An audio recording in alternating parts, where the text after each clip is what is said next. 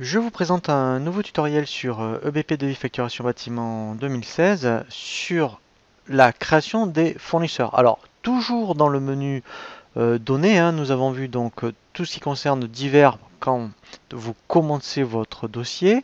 Nous allons voir donc la création des fournisseurs. Alors, bien sûr, sur ce produit, vous ne pourrez pas gérer les achats, mais c'est intéressant de créer les fournisseurs parce que vous verrez quand on crée les éléments, eh bien, on peut affecter les fournisseurs et à l'intégration de vos bibliothèques, c'est intéressant parce qu'il va vous demander d'affecter les fournisseurs, donc il vaut mieux créer les fournisseurs.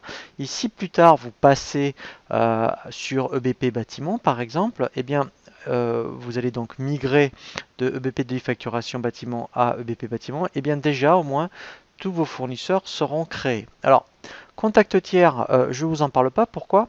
Parce que c'est ce qu'on va retrouver à la fois dans les fournisseurs et après dans les fiches clients. Donc là, on va voir comment créer une fiche fournisseur. Donc là, je fais ajouter.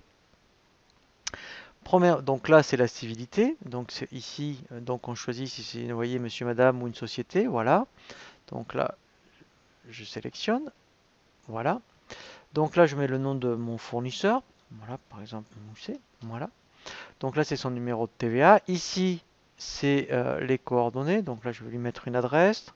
Voilà, donc il a détecté. Voilà, donc après le mail et tout ça. Donc là, c'est vraiment de l'administratif. Ce qui est intéressant, c'est que l'adresse de commande, si on clique sur les chevrons, ça peut être aussi l'adresse d'enlèvement.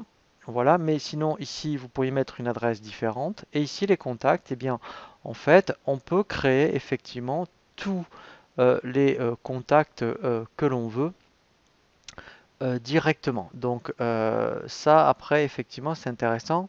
En cliquant sur le bouton nouveau, et bien là, au niveau de vos fournisseurs, si vous avez plusieurs contacts, donc je vais en mettre au moins un. Voilà, donc ça peut être, mettons, un commercial. Voilà, donc là, ça sera, mettons, Durand, par exemple.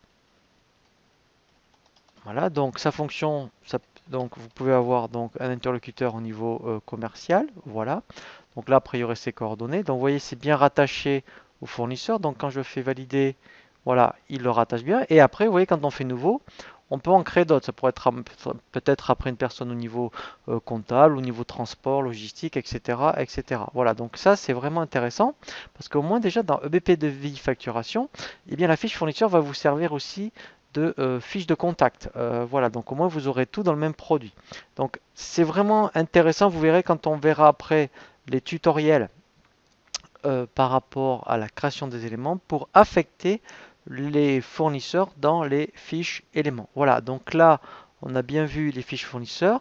Je vous propose maintenant un nouveau tutoriel sur effectivement la création des familles clients prospects et des fiches clients prospects.